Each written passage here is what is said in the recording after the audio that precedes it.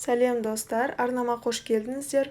Бүгін сіздермен асқабақ вареньесін, қазақша айтқанда асқабақ тосабын бірге дайындаймыз. Видеоны соңына дейін қарауларыңызды сұраймын. Асқабақ тосабы витаминдер мен минералдарға өте бай болғандықтан ағзаға өте пайдалы. Бізге қажет асқабақ, апельсин, лимон, қант және де су. Асқабақ тосабының адам ағзасына жағымды әсері өте көп. Ол адам ағзасындағы токсиндердің шығуына көмектеседі. Құрамында каротин болғандықтан көздің көруін жақсартады. Сонымен қатар ас қорыту жолдарының жұмысын жақсартады. Алдымен асқабақтың сыртқы қабығынан тазалап, ішіндегі дәндерін алып тастаймыз.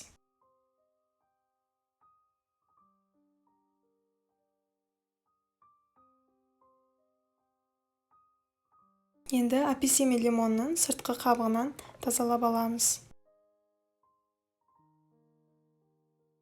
Апельсин мен лимонның ішінде дәндері болса, дәндерінен де тазалап аламыз. Содан кейін осылай лимондарды осылай кіші бөліктерге бөліп турап алдым.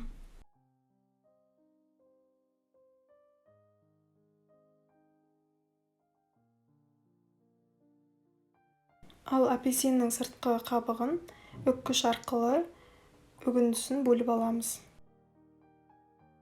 Апельсинді де сыртқы қабығынан тазалап, ішіндегі дәндерін алып, осындай бөліктерге бөліп алдым. Құрамында апельсин мен лимон болғандықтан асқабақтың дәмі аса қатты біліне қоймайды.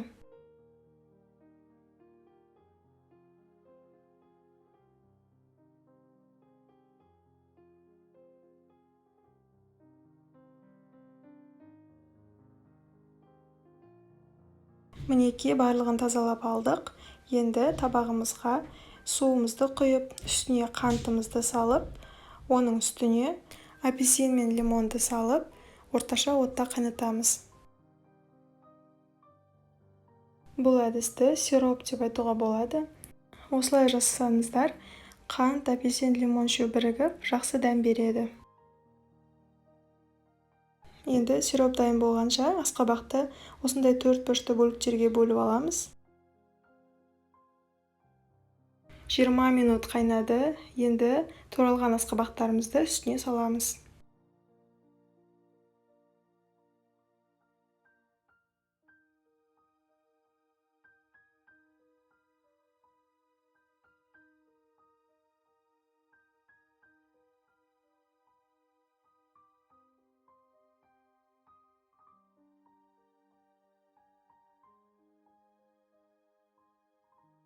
Асқабақтарды салып болғаннан кейін 20 минутқа орташа отта қайнатамыз.